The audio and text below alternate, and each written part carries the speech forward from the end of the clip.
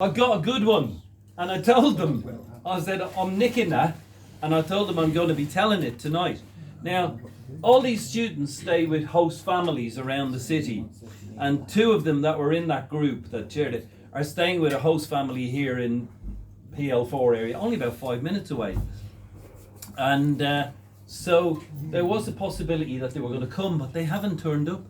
But sod them, I'm going to tell the story anyway. It's a very short little story, right? Because trying to get teenagers to stand up and tell a, what was it, 47 minute story is a bit difficult. I'm lucky if I get 2 minutes out of them, right? And that's with a group of 3 telling it, right? So anyway, as I said, this group are from Ecuador. So this story comes from South America. And I'm going to take you back to what in our calendar was the 16th century, around about 1524. And there... 1524, that's nearly 25 to... No, 25 past. Get it right. So, although I did have... these 3 lads came up to me the other day, they were walking past me, and one of them said, have you got the time? And I looked on my phone to see what time it was. Meanwhile, his mate looked on his and said, it's all right, it's 40 past. What? So obviously, reading the time has changed since I was a kid. 40 past. Anyway, I'm going to take you back to the 16th century in our calendar. And in South America, obviously they weren't going by our calendar.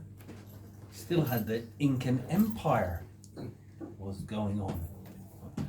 And there was a great Incan emperor called Huayna Capac.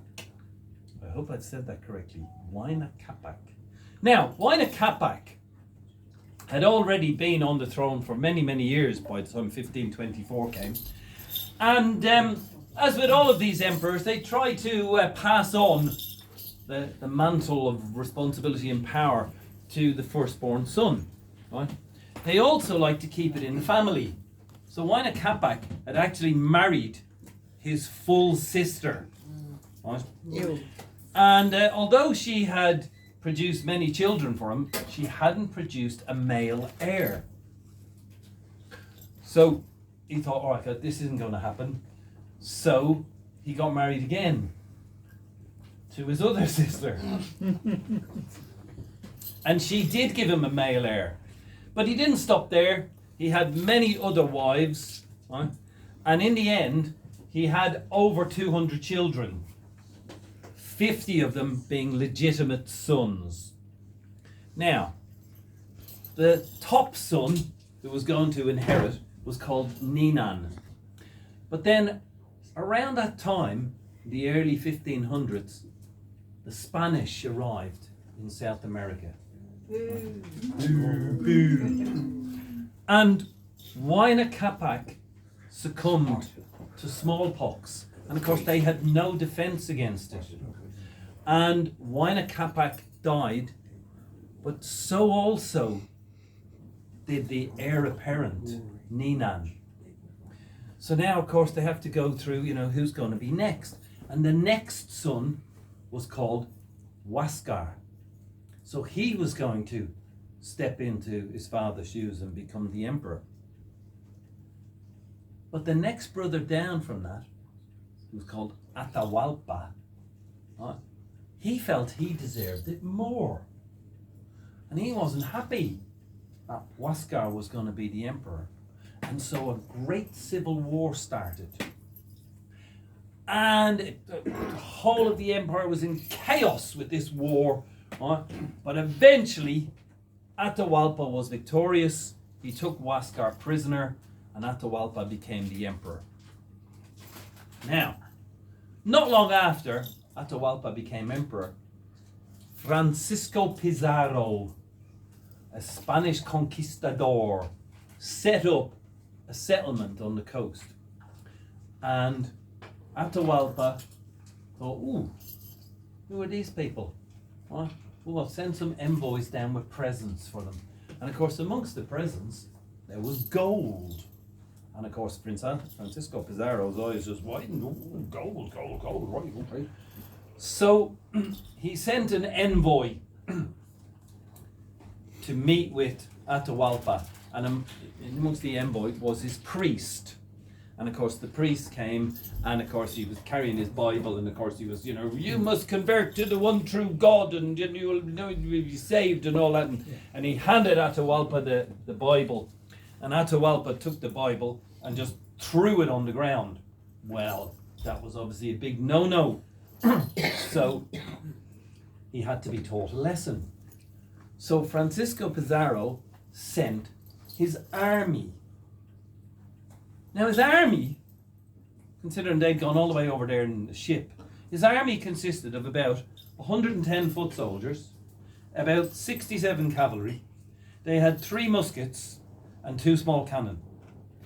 Atahualpa had a force of 50,000 men at his disposal, and he'd taken 6,000 of them to the meeting with the priest.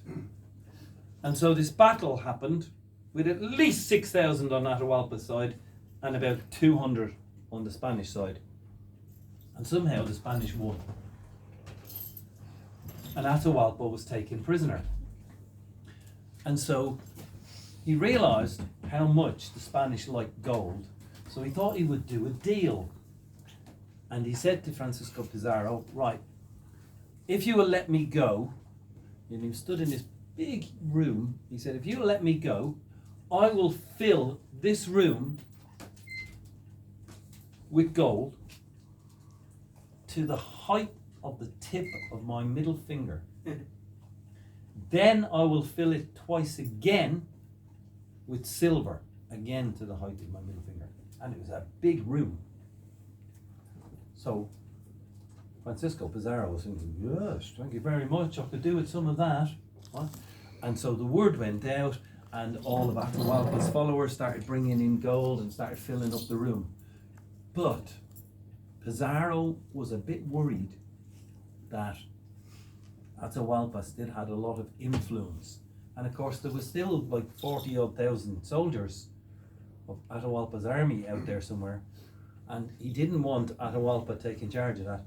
So before the room was filled, he had Atahualpa executed by publicly garroting him.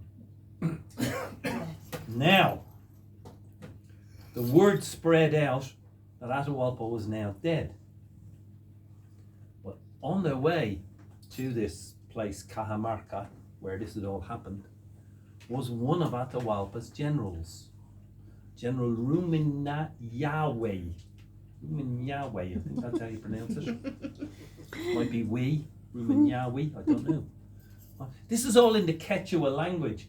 The Quechua language was never written down, so it was all spoken, and then the Spanish kind of wrote it how it sounded. He was on his way with 750 tons of gold as part of the ransom when he heard that Atahualpa had been executed. So instead, he did a bit of a right turn or a left turn, and he headed off into the jungle, and he supposedly hid it in there somewhere. Now later, Ruminayawe was captured and he was tortured, but he never gave up the location of where the gold was. And also, Atahualpa's body, after the garroting, disappeared.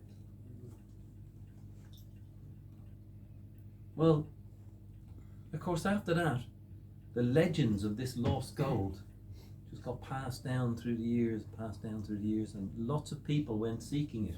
And over the years, some people have claimed to have found it, but it's so vast that they took away small bits of it and said, couldn't carry the rest with 1,000 men.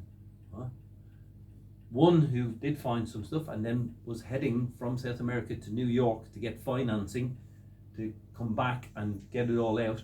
He took a ship and somehow mysteriously went over the side. Anyway, People are still looking for that gold. And 750 tons of gold at today's prices would be about 35 billion pounds. So if anybody did find it, that's a nice payout. But here's a little twist in the tale. Not what my students told me, but something I found out by my own research. In the 1980s, an historian was searching through some old documents and came across some references. And one of them was Atahualpa's son's last will and testament. And there was mention of various land holdings in there. And there was one particular piece of land around a place called Sigchos, which is quite close to Quito, the capital of Ecuador. And then she was looking through others and she was going, after Atahualpa's death, there was a lot of high-ranking officials started heading towards Sigchos for no reason, and it's out in the middle of nowhere. Why were they doing this? And then she looked further. Now, emperors of the Incan Empire, they were mummified when they died.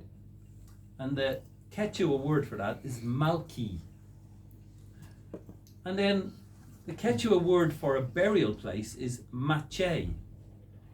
And she noticed that close to Sigchos, where all these people were going after Atahualpa's body disappeared, there's a place called Malki Mache, burying place of the mummy. And she came up with this theory that the real treasure is not the gold. The real treasure is the mummified body of Atahualpa, because part of the Incan system for the ceremony of the next emperor is that it has to be done in the presence of the mummy of the last emperor. So if the Incan Empire is ever to rise again, it needs the mummified body of the last emperor. So maybe there isn't 35 billion in gold. Maybe there's just the key to a lost empire. Thank you very much.